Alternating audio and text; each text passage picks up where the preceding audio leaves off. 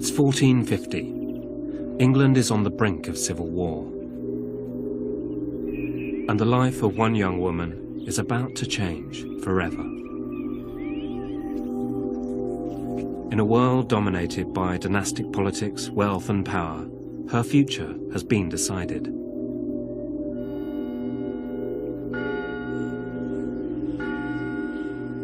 She's one of the richest heiresses in England, and by noon, Margaret Beaufort will have married into one of the most powerful families in the country.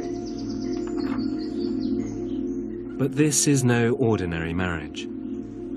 Her husband-to-be is nearly 8 years old, and she's not yet 7. These were children burdened with adult responsibility, and that, in the Middle Ages, was far from unusual.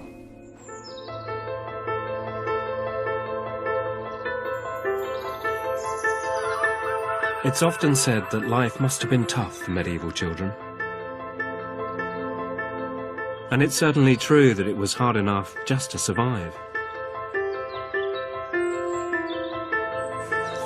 Roughly half the population would die before they reached 18. Although children grow up fast, what's surprising is that the experience of childhood could be richly rewarding. Contemporaries divided the medieval world into 3 orders. There were those who prayed, those who fought, and those who worked. And this was a view of the world in which everyone had a role, including children. I'm Dr. Stephen Baxter. I've been studying the medieval period for almost 20 years, mostly looking at the adult world. But I've recently learned that if we try to see this period through the eyes of children, we give ourselves a chance to view the Middle Ages in a completely new light.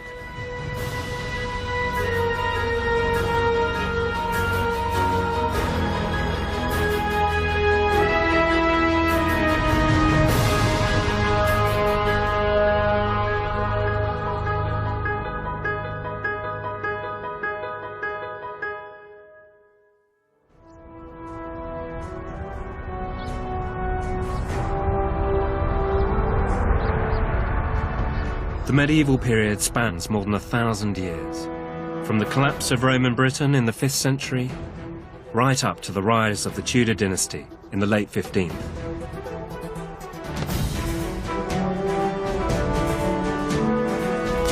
During this time, lowland Britain evolved from a world of warring kingdoms into a nation, England, under one king, and with a common language, English.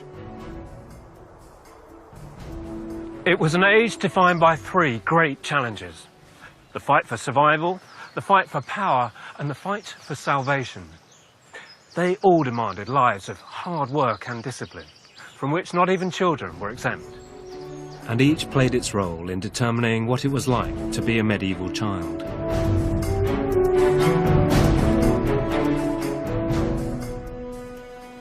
By the 7th century, Christianity had swept across the country. The Anglo-Saxon kingdoms and peoples had once been pagan. Now they were converted to the Christian faith.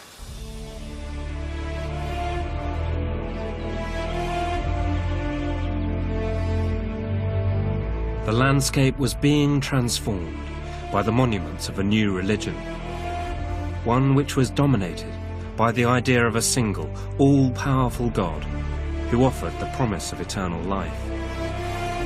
People were urged to engage in a battle against sin, to guarantee their place in heaven and escape the torments of hell. And children were at the heart of this struggle.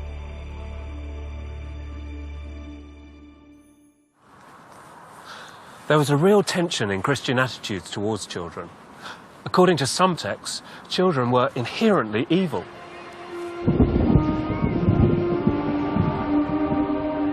None is pure from sin, not even the infant, whose life is but a day upon the earth. But other biblical texts stress the value of children, adopting the view that children were innately pure and possessed the capacity for ultimate wisdom. Out of the mouths of babes and sucklings, thou hast perfected praise.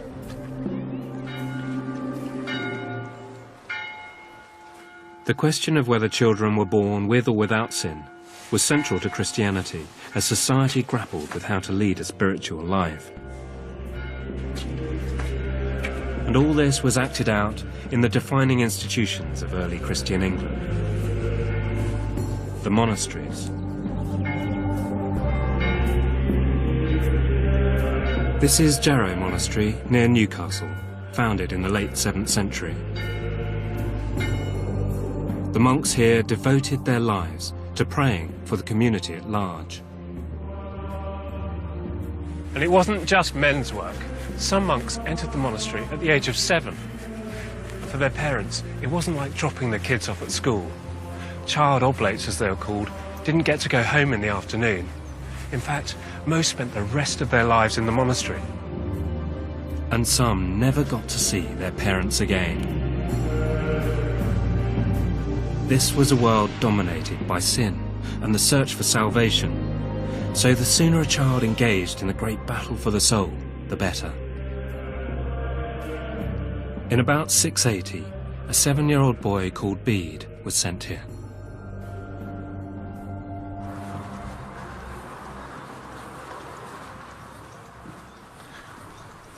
Just imagine what it must have been like for him when he first arrived. First, he'd have to swap his clothes for standard issue monastic garb. Then he'd have to learn the rules, when to eat, when to sleep, all in step with the tolling of the monastery bells. Then he'd have to wake up at midnight and again at 3 a.m, trooping inside this chapel for services. And these were just the first of several services held throughout the day, a routine that was strictly enforced every day of the year. Bede is more commonly known as the Venerable Bede, and despite the rigours of this regime, his intellectual life blossomed. So much so that he later wrote the very first history of the English. It's extraordinary to think it's still in print and still read nearly 1300 years later. Unlike Bede, the children who didn't conform could be severely disciplined. As often as faults are committed by boys or by youths, let them be punished with severe fasts or chastised with sharp blows in order that they may be cured.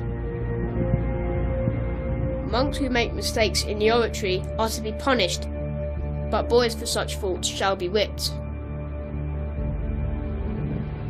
Oblates were often the children of aristocrats, so how could their parents abandon them to this life? We might interpret this as callous behaviour by uncaring parents, but I think to do so would be to misunderstand the medieval thought world. Precisely because parents loved and cared for their children, giving them away to a monastery was just about the greatest sacrifice one could make for the love of God. So what better than to place a child in the monastery who could pray hard for their salvations? It's almost like buying an insurance policy for the sake of their own souls, but also the souls of their children and of their families and of their ancestors. It would never have occurred to their parents to postpone this out of respect for childhood.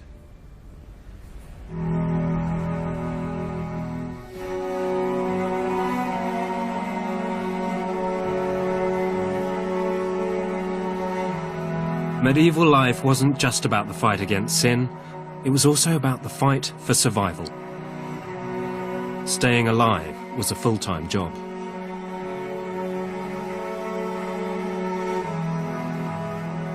In the Middle Ages, England was very rural.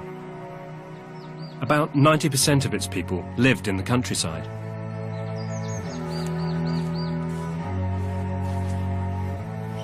They were constantly at the mercy of weather ruining their harvests, and many of them had to pay cripplingly high rents to their landlords. Like here in Barrington, a Gloucestershire village clustered around this large green. We know from Domesday Book that one of the people who held land here in 1086 was Elfseer of Farringdon, and we know that he looked after several of the king's manors in this part of the world after the Norman conquest. He was an Englishman who made good after the conquest. Why? Because he was good at picking up rents. So one can imagine him being a rather loathed figure among the peasant families of this village, and probably a rather feared figure among the children. Domesday Book also reveals it was a complex and hierarchical society. There were about 65 peasant families living here towards the end of the 11th century. There were 31 villani, that's a sort of medium-class peasant, 8 bordari, a much poorer peasant, and 25 slaves. And there's also a priest. But of course, they were all adult males. Where are the children?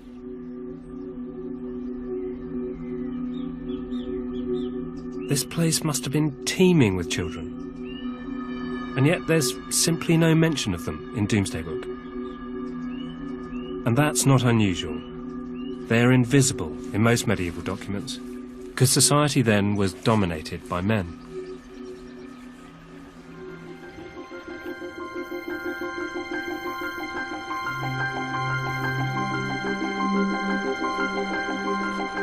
But there's one place where remarkable evidence can tell us how hard children fought to survive.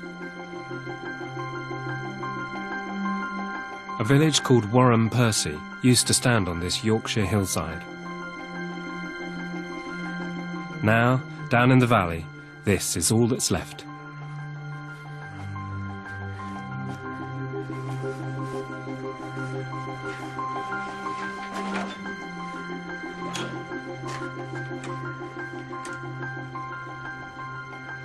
This is a beautifully atmospheric place.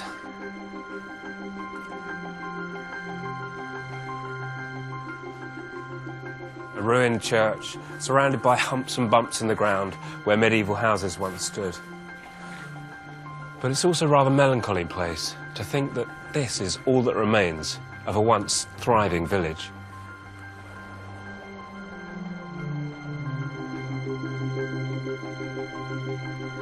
Graveyards are normally out of bounds to archaeologists, but here they were allowed to excavate the cemetery. And they uncovered the largest burial ground of medieval village children ever found in England.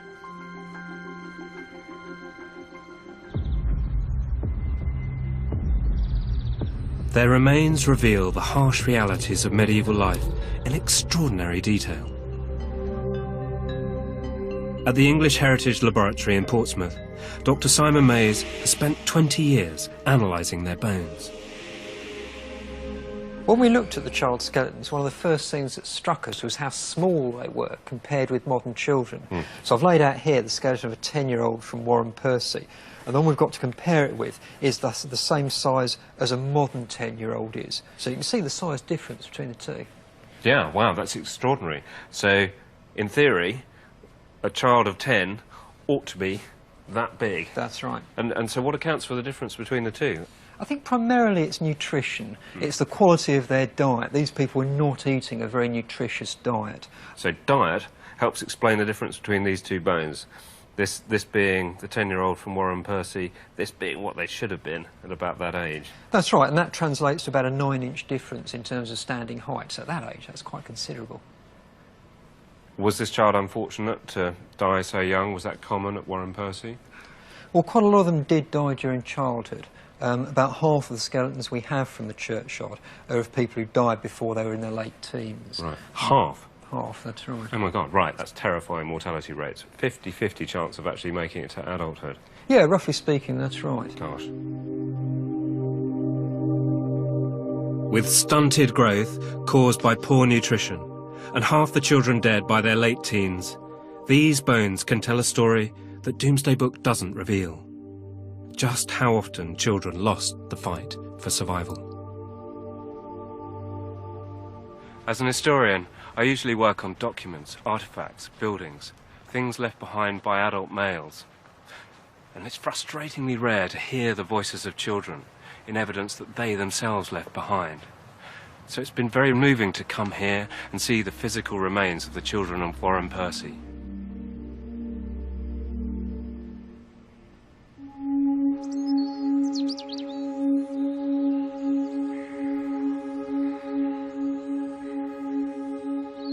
Despite the high infant mortality rate, this was a very young society.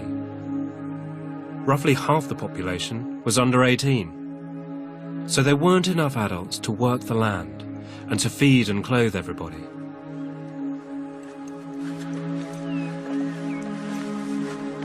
Children had to be enlisted into the great challenge to survive.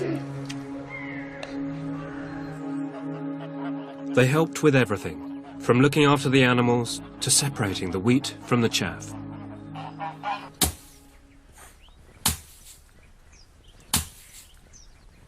So it's not quite child's play, but it is something that a child could do, right? Yes. Chris Russell has been using traditional medieval farming methods for over 20 years. You started at 7 in the morning and you went on. Yeah. The children would have gone through this. It's a really boring job. And just made sure everything was taken out.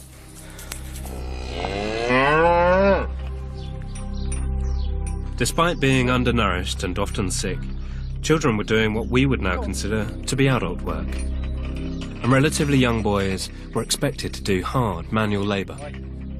Come on. So how old would you need to be before you would be allowed to do this sort of work, do you think? You'd have been 9, 10 years old as an ox boy. Yeah. Because the ox man, as it were, the chap, he may have been on the plough behind. Right, yeah. So the boy would have been doing all the running and the stumbling over the plough. Yeah. You need quite energetic to keep them all in straight line as well.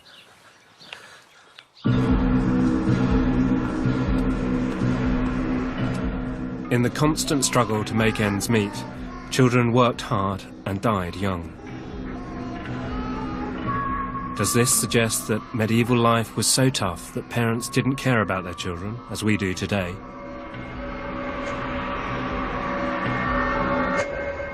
The answer lies at the National Archives, at Kew in West London. These are some of England's earliest coroner's rolls. They were first put together in the 1270s, so they're nearly 750 years old. And you can really tell that working on them, the ink is beginning to fade. And to be honest, the script's pretty tough to read too. And reading it isn't exactly a joy either, because it tells a lot of tragic stories. You always know that every time you see a child's name in them, you know that they're going to come to a sad end.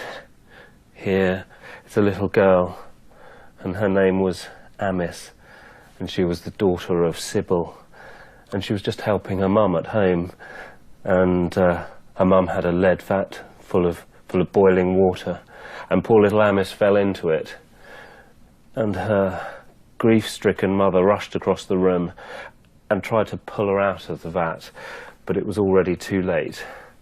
Amice had been killed and was scalded to death. Here, a certain 5-year-old boy called Richard was helping his father by going to the well to draw water, but he fell in and clearly couldn't get out, couldn't swim, and drowned, it says, by misadventure, and his sister was the first to find him.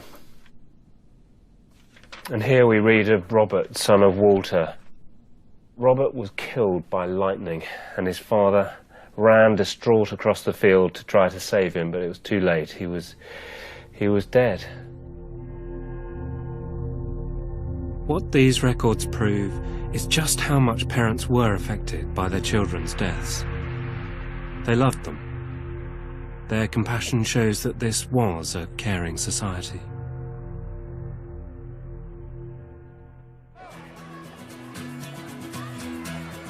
Today we see childhood as a distinct and precious phase of life.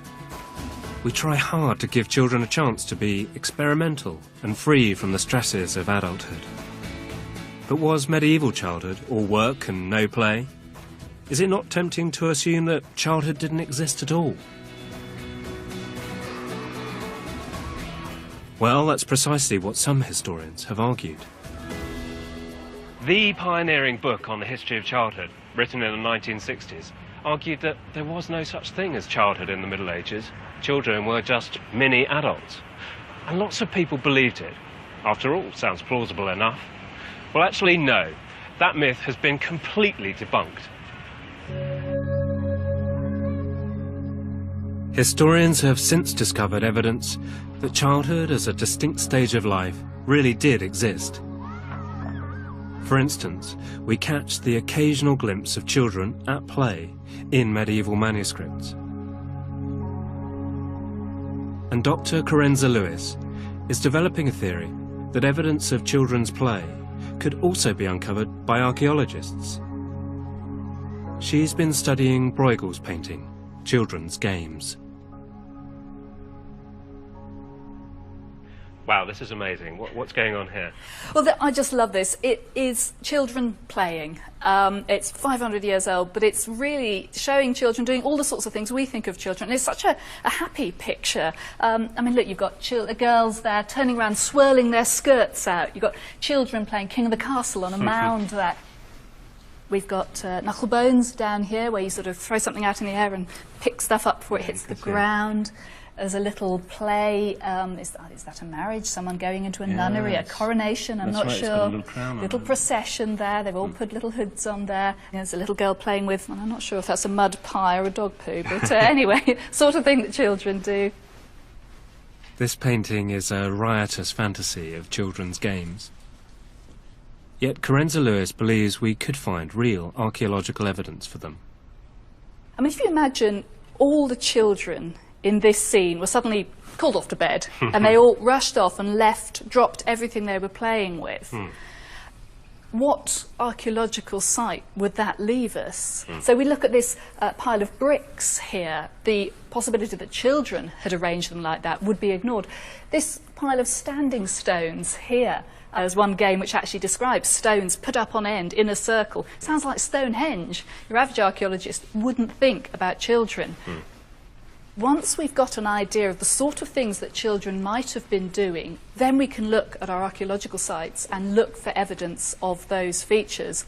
You know, I mean, look, someone's using an upturned pot here as a base. You can see he's running towards it. He's just touching it to prove he's touched it.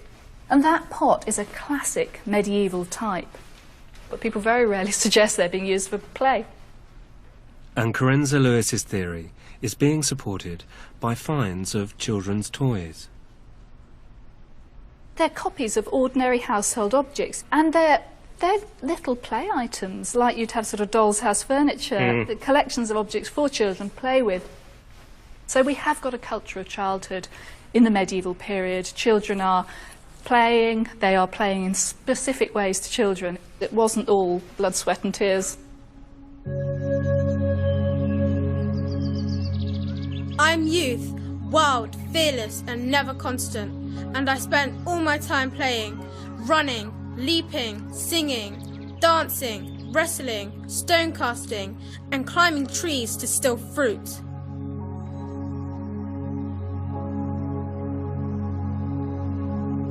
This reveals that, even amongst the privations of the Middle Ages, there was time for children to play.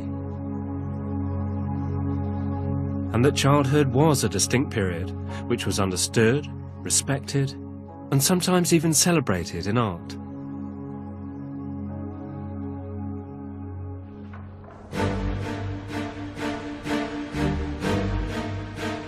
Around the 10th century, the transition from childhood to adulthood became sharply defined in law. In the early medieval period, Britain was a mosaic of small kingdoms frequently at war with one another. Within each kingdom, there were bloody rivalries, where vengeance was a personal issue, pitting one family against another.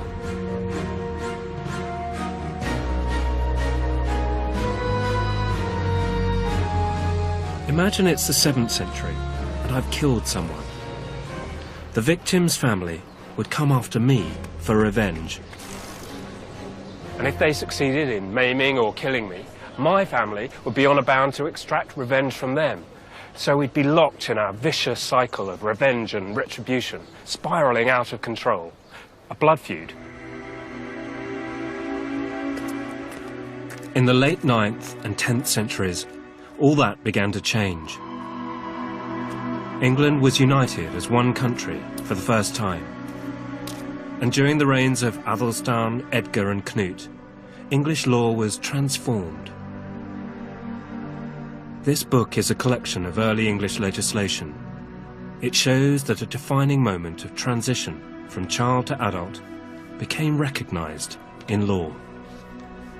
It says in Old English, "We willeth that al chafreo man be 100 et on teerthinger gebracht." This means that once boys reached the age of 12, they became adults in the eye of the law. They had to join a teerthinger, a tithing group, which was a legal gang of 10 village men, a medieval answer to crime and punishment. The essence of the situation was this: if any one of this member of 10 people were accused of committing a crime, it was the responsibility of the other 9 to bring them to justice. Or else they faced the consequences of that crime themselves. They were, in a sense, guilty of it. Out went blood feuds. In came a form of community policing. Every male aged 12 and over was responsible for everyone else. And there was no opting out. In this world, the consequences of not being in a gang were really very serious indeed, because if you weren't in a tithing, you were outlawed, and that meant that anyone could kill you with impunity. This was a sophisticated piece of law. It created a new mark of manhood, and to prove your commitment to society, you had to swear an oath. By the Lord, before whom this relic is holy, I will be faithful and true to the King Canute, and love all that he loves, and shun all that he shuns, according to God's law, and never by will or by force, by word nor by work, do aught of what is loathful to him. So you can imagine that for a 12-year-old, this would be an extraordinary moment of transition from childhood into adulthood, performed in public with everyone else in their village around them. All this gave you an entry into the adult world, with a status in society, responsibilities, but also protection. This oath was to become one of the foundations of our common law, and helped save England from lawlessness.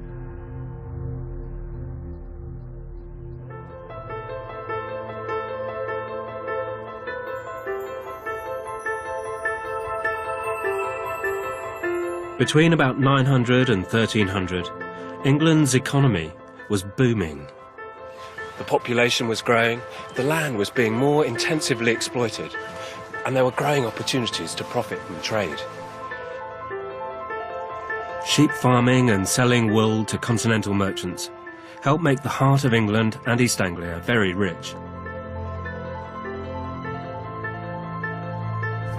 And this increasing prosperity began to transform society with the emergence of a new social class. They were known as the gentry, not quite upper nobility, but definitely posh.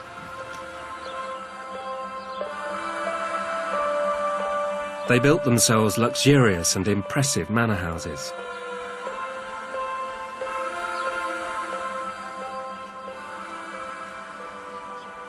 This gorgeous place is probably the best surviving manor house anywhere in England.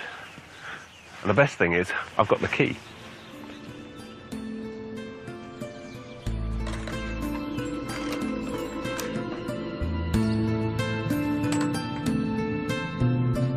Large houses like this needed servants.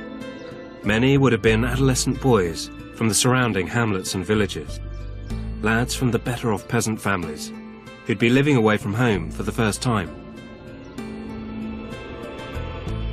They were a source of cheap labour, but they also had a lot to gain.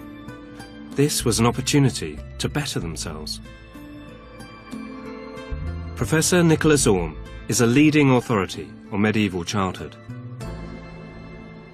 So this is a self-supporting household. It gets its crops, its meat in from its own lands. It's got its own kitchens, brewery, bakery, stables. And in these departments you have 3 or 4 people working, of whom at least one will be a lad who's being trained up.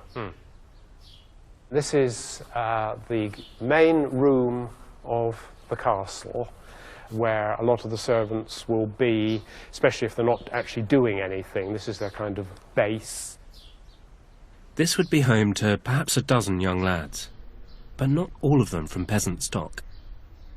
The top servants are themselves aristocratic, you see. They are these teenage gentry boys who are learning how to receive guests, how to be polite, make polite conversation, how to serve at meals. They actually serve the Lord and Lady themselves. Yeah, and you've got very interesting social mix. You've got children of gentry mixing with children of much lesser families, perhaps freemen and people from lower down the social spectrum. That's right. They're actually spatially living much closer together than in Victorian households, where you have this upstairs-downstairs division. Yeah. You haven't got that. They're much more mingled together, and it's a different sort of society. If we were to imagine a 14-year-old boy coming here for the first time, perhaps the son of a freeman, would have been sort of rather surprised by the opulence of a place like this.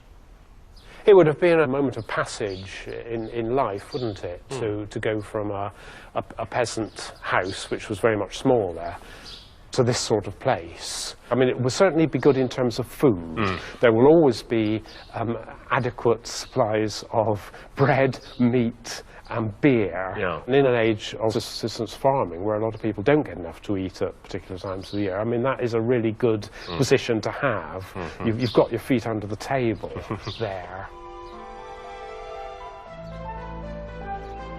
The migration of young people to manor houses like Stokesay made social mobility possible, creating opportunities for children to move up in the world. Boys from relatively humble backgrounds had a chance to break free from the constraints of village life and to have their rough edges knocked off. There's a bit of a myth that medieval lords were rather an uncouth lot, that, I don't know, you have the image of a lord gnawing away at a roasted chicken and throwing it over his shoulder when he's done. That life in the evening was all about boozing and puking and wenching. In fact, the medieval world was obsessed about courtesy, about manners.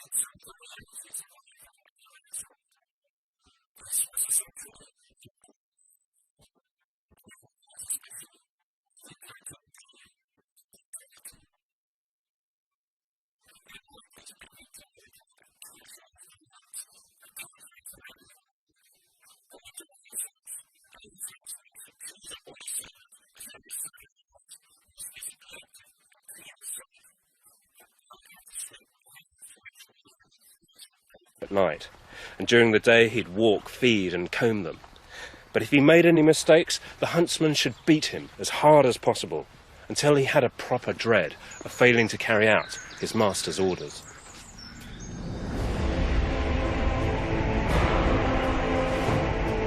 Knowing how to be forceful, even brutal, was an important skill. The great royal and noble dynasties of Britain and Europe were rich and powerful, and they aimed to stay that way. The inevitable conflicts between them were often settled by violent confrontations.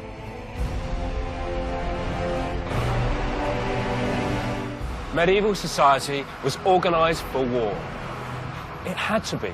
Rebellions, civil war, running battles between the English, Scots, Irish and Welsh were common. And there were long campaigns overseas, in France, and on crusade in the Holy Land. All this created another career opportunity for boys. Lords needed to protect themselves, and they were also expected to supply warriors for the king's army. So, it was a nobleman's responsibility to train up the next generation of fighting men. Learning combat skills started young, but it was possible to become one of the superstars of medieval Britain, a knight. This is William Marshall. He ended up becoming the most celebrated knight in Europe in the late 12th century, an extraordinary warrior. But before that, he'd had a pretty eventful childhood. At one point, when he was just 6 years old, he was within seconds of being hurled to his death. He'd been taken hostage by his father's enemy, King Stephen, who was now besieging his castle. The king's plan was to throw the young William into the castle using a siege catapult. But William managed to charm the king by treating the catapult as a fantastic toy. "Is it a swing?" he asked as he was being led to his death. "Can I swing on it, please?" The king was so moved by the child's innocent words, he called off the execution and played a game of knights with him instead.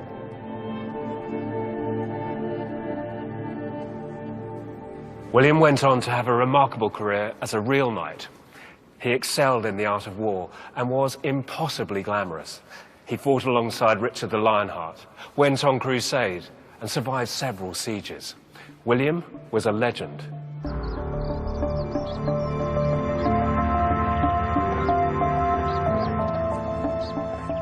Becoming a knight was an expensive business, so it was primarily a role for the sons of noblemen. Growing up in the Middle Ages could be richly rewarding for the wealthy. For knights, the potential gains in land and status were immense. By the late 14th century, this was just one of hundreds of castles in Britain. And this one's especially magnificent, just what a medieval castle should look like.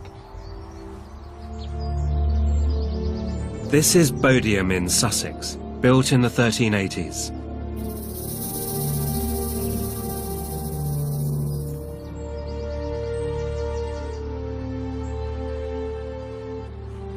The lord who built Bodiam, Sir Edward Dallingridge, clearly intended the castle to be an emphatic statement of his social status and military might.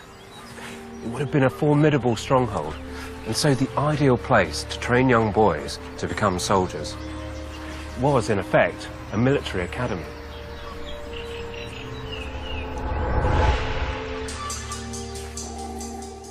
And becoming a knight could start young.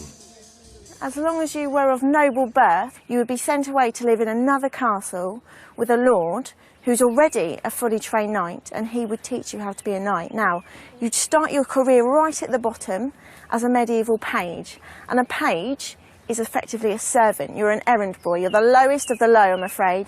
So your jobs would include sweeping the courtyard, cleaning the stables, cleaning the poo. I know, pretty grim. If you had one Trainees were taught how to be respectful. There was a strict code of conduct amongst knights. You'd certainly be a noble knight. Now this is called a sallet helmet. You can only see through the eye holes. Who knows what a salute is?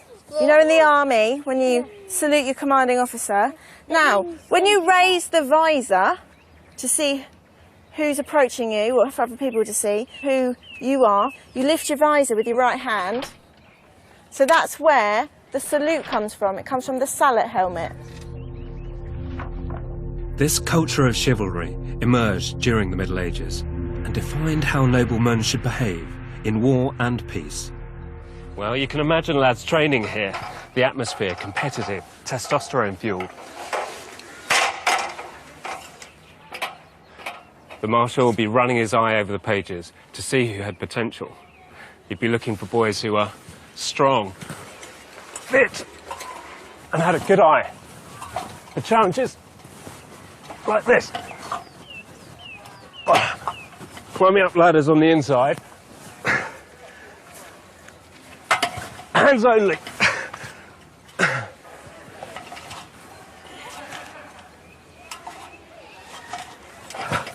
Sorry, as far as I can. And it wasn't just physical training. Leadership, tactics and strategy were also taught to armies of young men. Success here could catapult you into a meaningful adulthood. If you showed promise, you might make it to the rank of squire, essentially a young warrior, perhaps in your mid-teens, in the hope of becoming dubbed a fully fledged knight, maybe in your early 20s. And you'd be expected to become a brilliant horseman and master the art of riding in full armour so that you could compete in tournaments.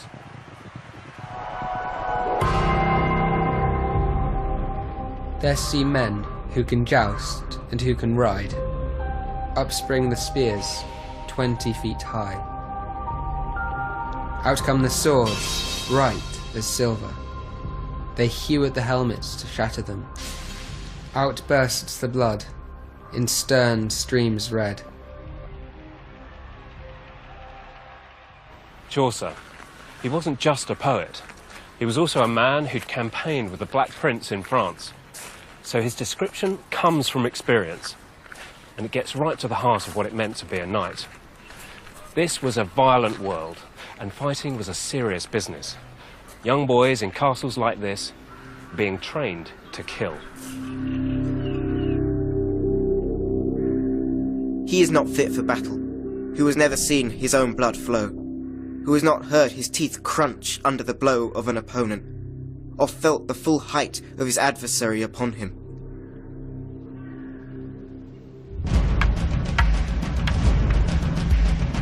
Despite the risks, becoming a knight was a proven way for eldest sons to maintain and protect their family's wealth and honour.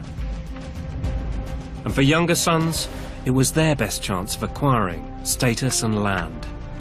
This imbued aristocratic society with a restless, dynamic energy. So warfare was just as endemic at the end of the medieval period as it was at the beginning.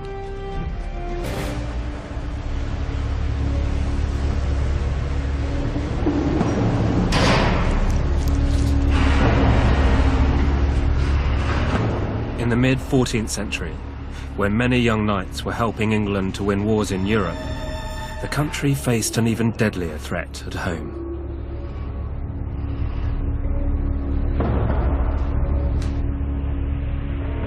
It's known as the Black Death. It had already ravaged most of Europe, and it struck Britain in the spring of 1348. Once you caught it, you'd get pustulant lumps under your armpit. And then your hands and feet would go black, and within 4 days, you'd probably be dead.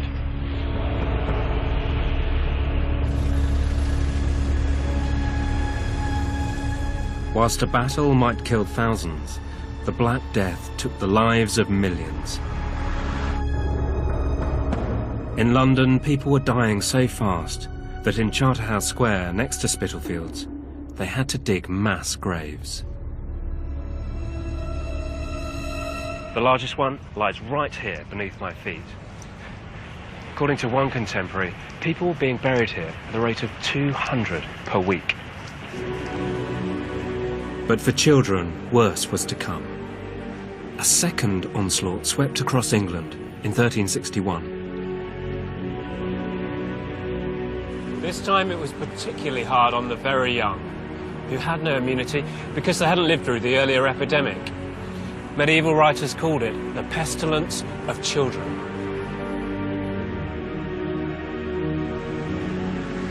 These murderous pandemics caused loss of life on a terrifying scale.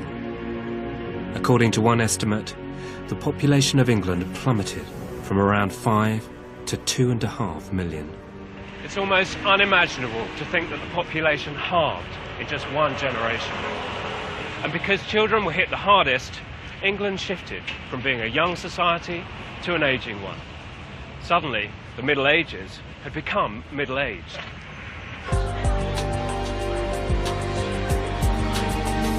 This was one of the biggest social and economic crises England had ever faced. Labour was suddenly scarce.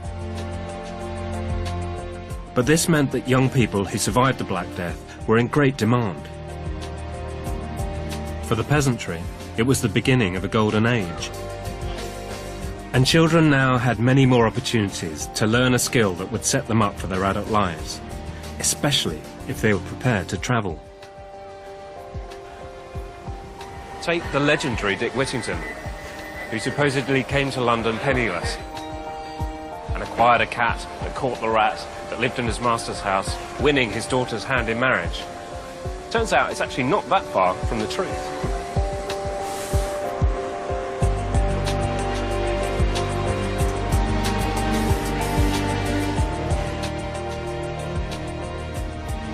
The real Richard Whittington did come to London, where he became an apprentice to a mercer, a trader in fine cloth. And he turned out to be a natural wheeler-dealer. By the 1390s, he was selling goods worth £3,500 to the king. That's millions in today's money. And he really did become the Lord Mayor of London. And at his death, he left a vast fortune in charity. He was a successful and popular man. A classic example of a young lad who made good through trade and apprenticeship.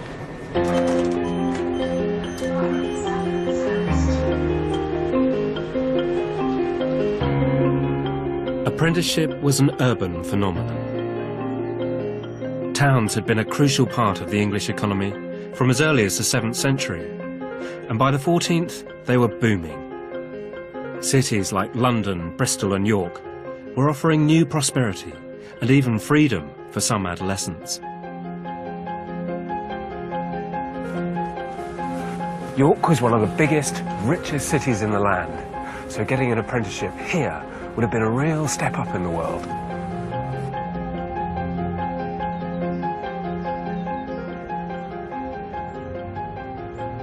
This was the place to live in medieval York. Stonegate had some of the richest real estate, so a lot of the well-to-do cloth traders lived here, had their workshops here, and trained their apprentices here. Young apprentices hoped to enter a very powerful and lucrative system. They aspired to becoming masters and merchants who were rich and influential, freemen of the city, without the ties that bound the peasants to their lords out in the villages.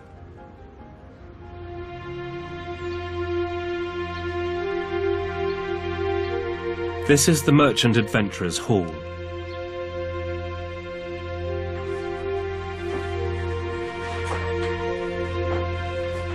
An astonishing space, almost untouched since it was built about 650 years ago. Its lavish design shows how rich the merchants of York had become. They formed a guild, effectively a trade association, and they built this hall as a place to meet and do business. Masters often took on apprentices who were as young as 12 years old. The relationship between them was often very precisely defined. The contracts that bound them together are kept by archivist Jill Redford. We've got a typical example here, which has the indented line and... Okay, wow. So, and it's so cool because of these dents, teeth marks in the document. It would be written out twice on one sheet of parchment and then cut in this wavy line so that the two halves matched each other and only matched each other. Okay, so you place them next to each other, so it's proof that these are exact originals. Yes. So that's a wonderful one from the 17th century. Yes. Put that back.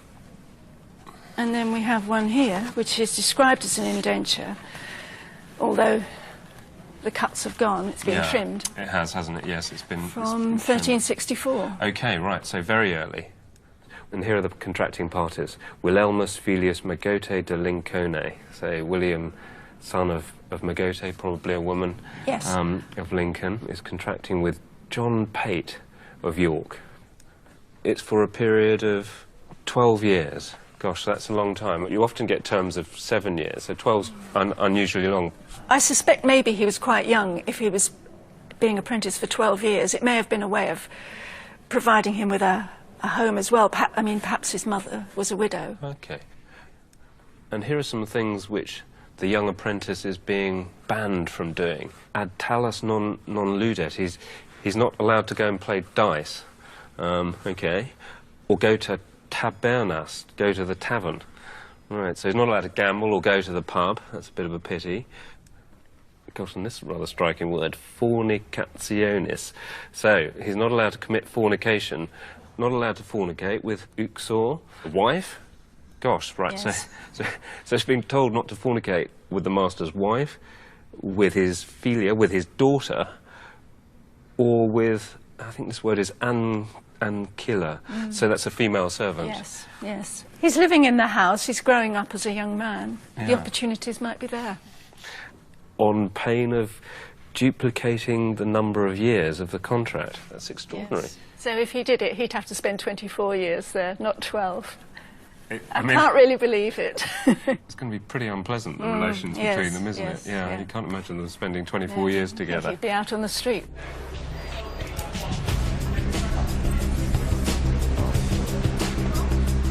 The young apprentices were a very valuable source of cheap labour in the city's economy. And they must have had a real presence in the hustle and bustle of medieval York. Their indentures said they shouldn't drink, gamble or fornicate. But that's actually a pretty good indication. There was plenty of that going on. Experienced apprentices would have earned a small wage. The idea was that they would save that money so they could set themselves up in business once their apprenticeship was complete. But these were young adolescents with money in their pocket, and many of them would have been much more interested in going out and having a good time.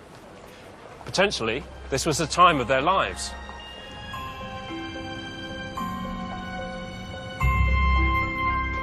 But for those able to resist that temptation, the rewards were potentially enormous. Entry into a guild opened up new possibilities, the chance to set up your own business. This class of young, skilled craftsmen and traders made a major contribution to the flourishing and increasingly urban economy.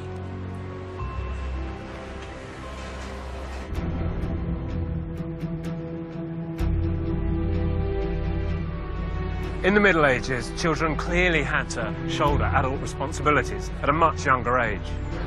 But their contribution to the religious, economic and strategic well-being of the kingdom was vital.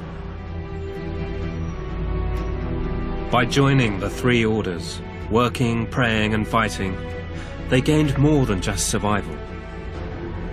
They had status, and for some, even independence.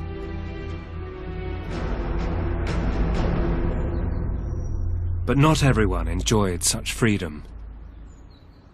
Surprisingly, aristocratic children, the children of the rich, could be the most unfree of all.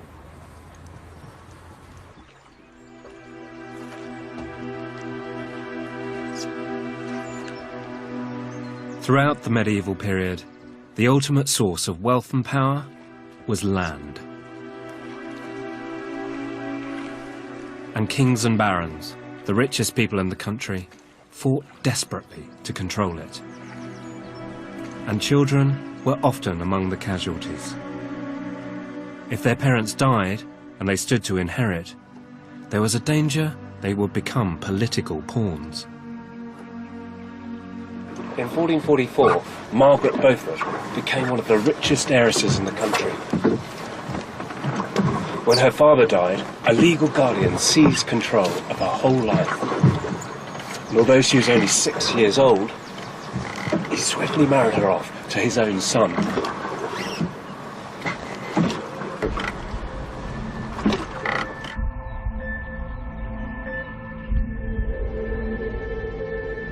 By the time she was 12, Margaret was living here, a royal stronghold on the southwestern corner of Wales, Pembroke Castle.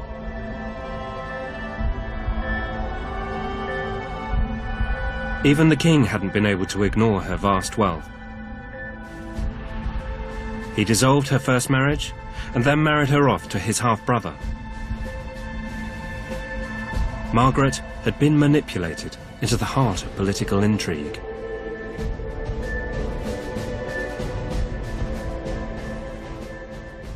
And now for the shocking bit. In order to secure her wealth, her husband had to make her pregnant.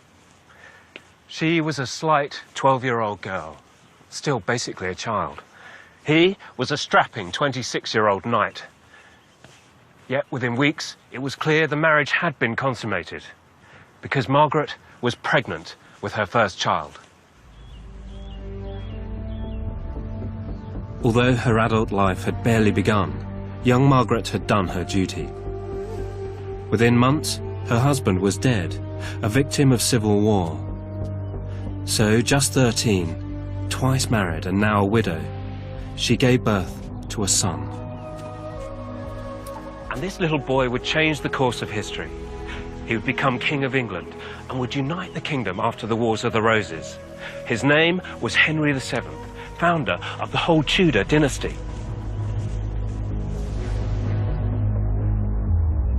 The Tudors had a profound effect on the course of English history. And by giving birth to their first king, Margaret Beaufort played a decisive role in their rise to power. She was exceptional, but in a sense, her experience wasn't. Margaret was just one of millions of medieval children who made a vital contribution to England's transformation. Like virtually everything we know about medieval children, Margaret's story was written and preserved by adults, usually adult men. That makes it hard to get at the lives of medieval children. It's as if history has muted them, failing to transmit their voices directly to us. But if we listen hard, we can still hear their distant echo. And to my mind, it's vital we try to do so, because if not, we risk losing so much, in fact about half, of what it meant to be alive in the medieval world.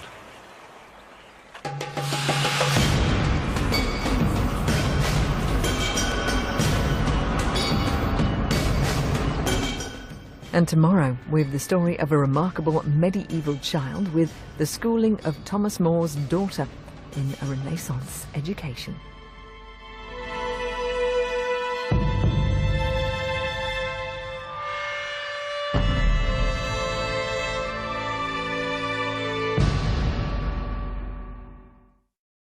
The monastery bells. Then he'd have to wake up at midnight and again at 3 a.m. trooping inside this chapel for services. And these were just the first of several services held throughout the day, a routine that was strictly enforced every day of the year. Bede is more commonly known as the Venerable Bede, and despite the rigours of this regime, his intellectual life blossomed. So much so that he later wrote the very first history of the English. It's extraordinary to think it's still in print and still read nearly 1,300 years later. Unlike Bede, the children who didn't conform could be severely disciplined. As often as faults are committed by boys or by youths, let them be punished with severe fasts or chastised with sharp blows in order that they may be cured. Monks who make mistakes in the oratory are to be punished, but boys for such faults shall be whipped. Oblates were often the children of aristocrats, so how could their parents abandon them to this life? We might interpret this as callous behaviour by uncaring parents, but I think to do so would be to misunderstand the medieval thought world. Precisely because parents loved and cared for their children, giving them away to a monastery was just about the greatest sacrifice one could make for the love of God. So what better than to place a child in the monastery who could pray, work and discipline, from which not even children were exempt? And each played its role in determining what it was like to be a medieval child.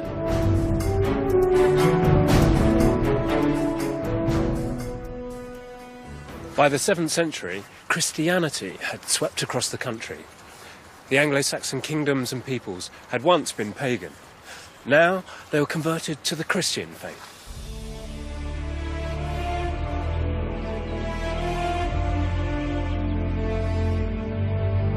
The landscape was being transformed by the monuments of a new religion, one which was dominated by the idea of a single, all-powerful God who offered the promise of eternal life.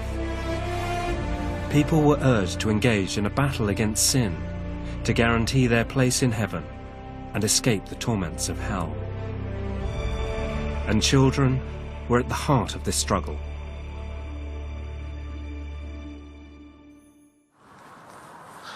There was a real tension in Christian attitudes towards children. According to some texts, children were inherently evil.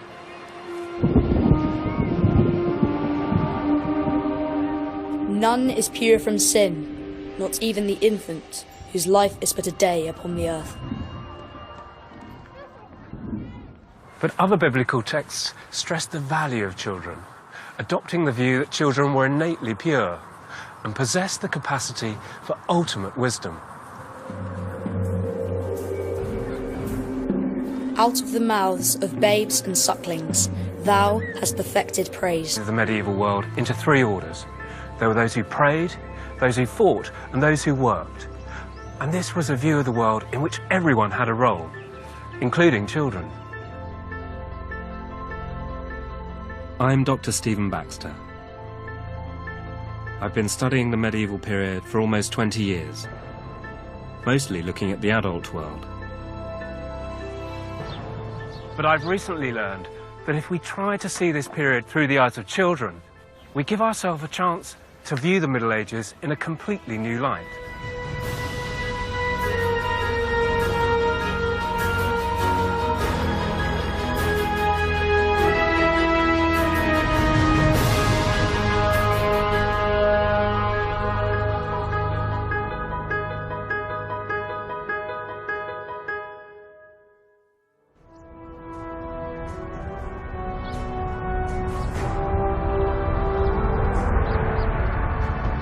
The medieval period spans more than 1,000 years, from the collapse of Roman Britain in the 5th century, right up to the rise of the Tudor dynasty in the late 15th.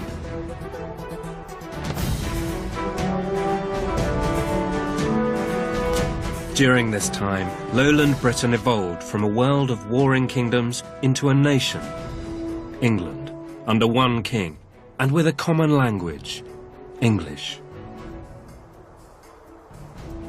It was an age defined by three great challenges: the fight for survival, the fight for power, and the fight for salvation. They all demanded lives of hard work.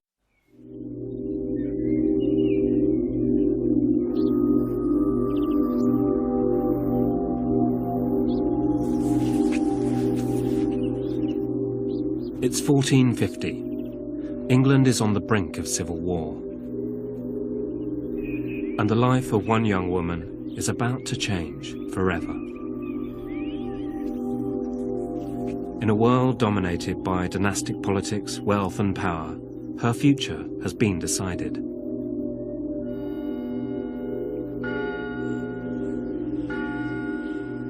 She's one of the richest heiresses in England, and by noon, Margaret Beaufort will have married into one of the most powerful families in the country. But this is no ordinary marriage.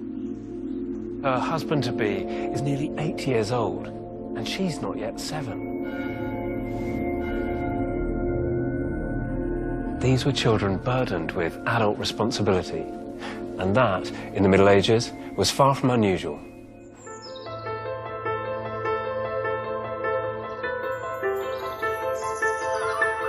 It's often said that life must have been tough for medieval children. And it's certainly true that it was hard enough just to survive. Roughly half the population would die before they reached 18. Although children grow up fast, what's surprising is that the experience of childhood could be richly rewarding. Contemporaries devise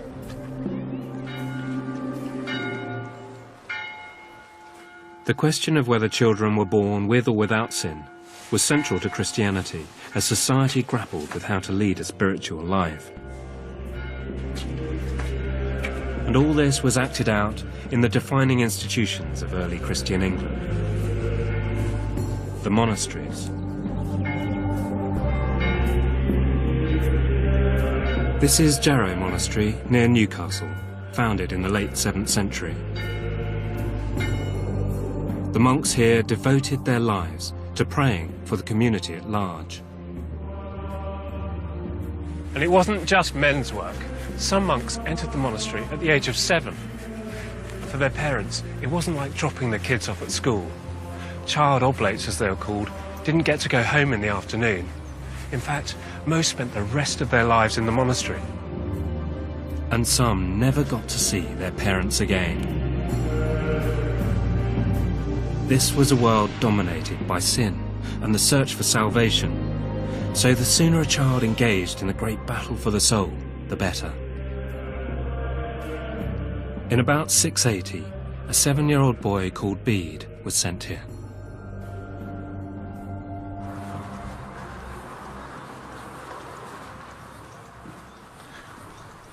Just imagine what it must have been like for him when he first arrived. First, he'd have to swap his clothes for standard issue monastic garb. Then he'd have to learn the rules, when to eat, when to sleep, all in step with the tolling.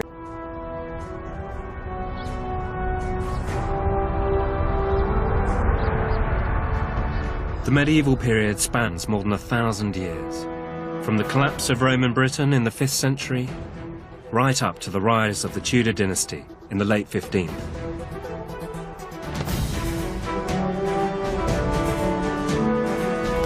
During this time, lowland Britain evolved from a world of warring kingdoms into a nation, England, under one king, and with a common language, English.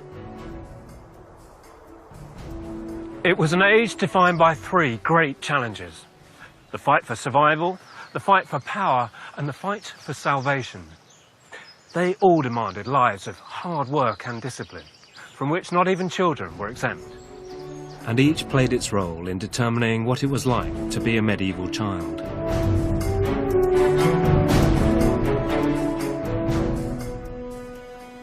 By the 7th century, Christianity had swept across the country. The Anglo-Saxon kingdoms and peoples had once been pagan. Now they were converted to the Christian faith.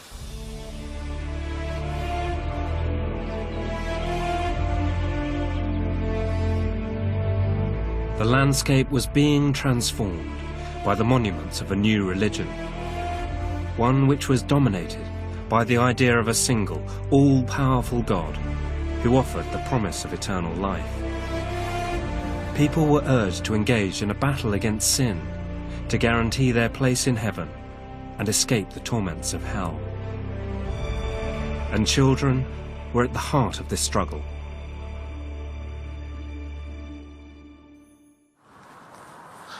There was a real tension in Christian attitudes towards children. According to some texts, children were inherently evil.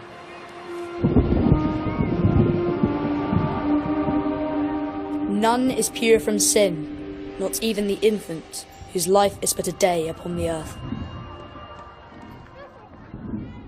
But other biblical texts stress the value of children, adopting the view that children were innately pure and possessed the capacity for ultimate wisdom. Out of the mouths of babes and sucklings, thou hast perfected praise.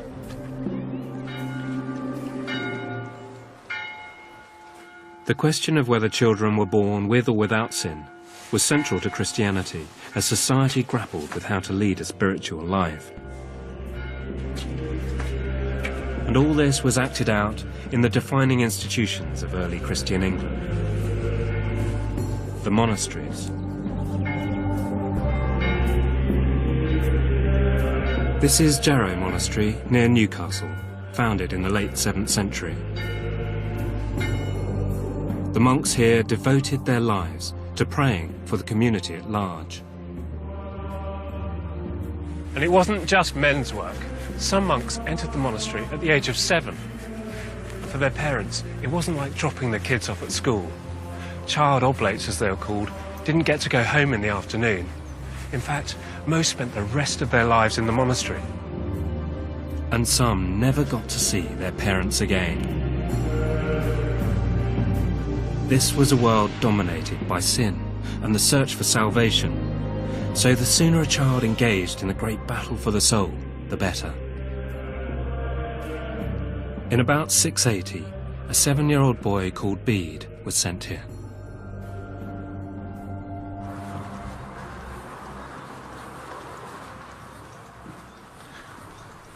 Just imagine what it must have been like for him when he first arrived. First, he'd have to swap his clothes for standard issue monastic garb. Then he'd have to learn the rules, when to eat, when to sleep, all in step with the tolling of the monastery bells. Then he'd have to wake up at midnight and again at 3 a.m, trooping inside this chapel for services. And these were just the first of several services held throughout the day, a routine that was strictly enforced every day of the year. Bede is more commonly known as the Venerable Bede, and despite the rigours of this regime, his intellectual life blossomed. So much so that he later wrote the very first history of the English. It's extraordinary to think it's still in print and still read nearly 1300 years later. Unlike Bede, the children who didn't conform could be severely disciplined. As often as faults are committed by boys or by youths, let them be punished with severe fasts or chastised with sharp blows in order that they may be cured. Monks who make mistakes in the oratory are to be punished, but boys for such faults shall be whipped. Oblates were often the children of aristocrats, so how could their parents abandon them to this life?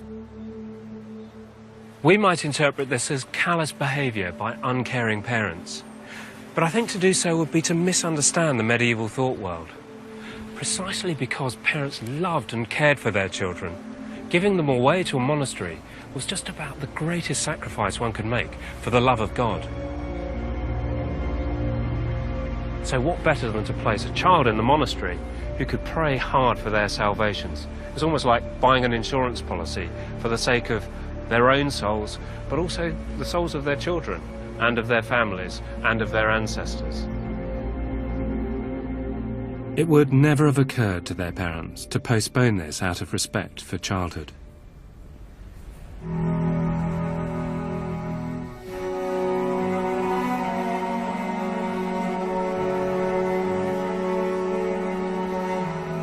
Medieval life wasn't just about the fight against sin, it was also about the fight for survival.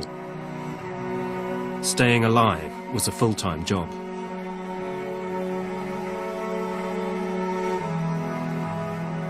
In the Middle Ages, England was very rural. About 90% of its people lived in the countryside.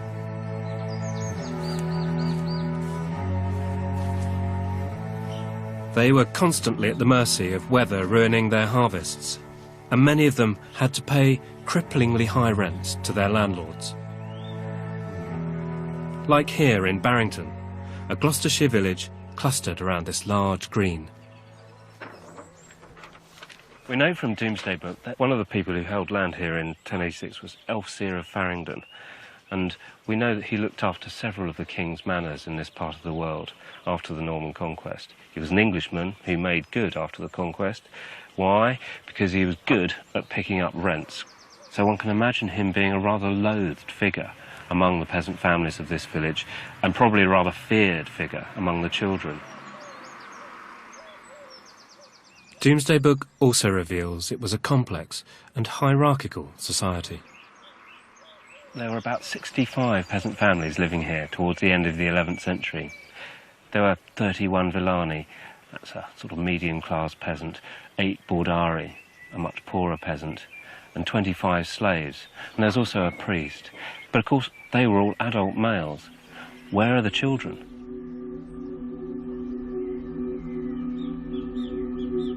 This place must have been teeming with children. And yet there's simply no mention of them in Domesday Book. And that's not unusual. They're invisible in most medieval documents, because society then was dominated by men.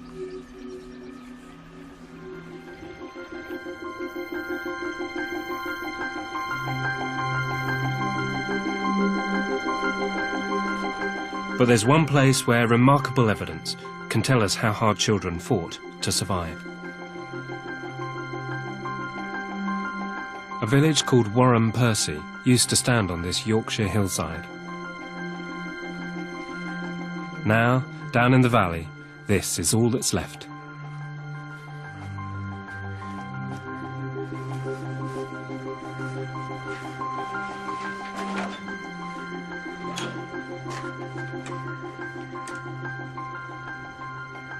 This is a beautifully atmospheric place.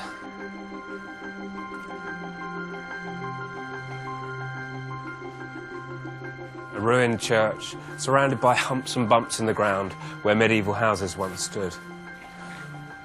But it's also a rather melancholy place to think that this is all that remains of a once thriving village.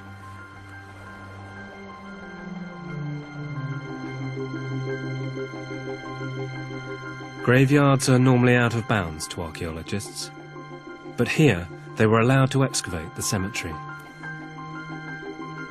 And they uncovered the largest burial ground of medieval village children ever found in England.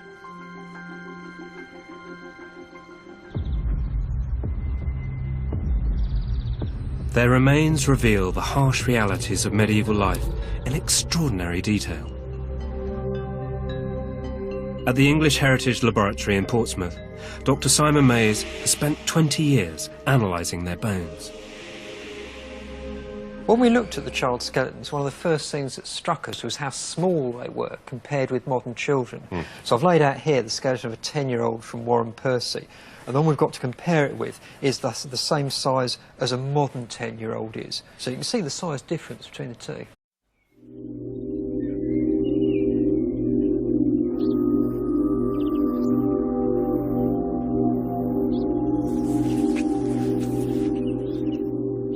It's 1450.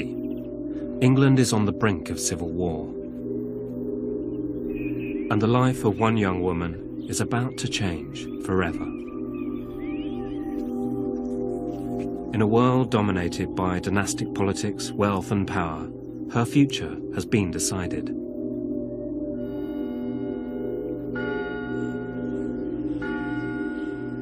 She's one of the richest heiresses in England.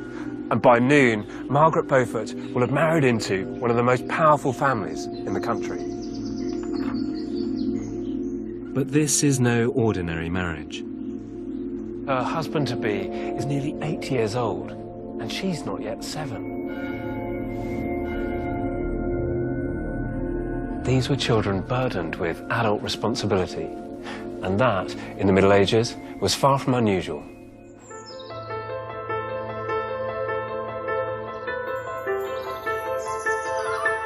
It's often said that life must have been tough for medieval children. And it's certainly true that it was hard enough just to survive. Roughly half the population would die before they reached 18. Although children grow up fast, what's surprising is that the experience of childhood could be richly rewarding. Contemporaries divided the medieval world into 3 orders. There were those who prayed, those who fought, and those who worked. And this was a view of the world in which everyone had a role, including children. I'm Dr. Stephen Baxter. I've been studying the medieval period for almost 20 years, mostly looking at the adult world. But I've recently learned that if we try to see this period through the eyes of children, we give ourselves a chance to view the Middle Ages in a completely new light.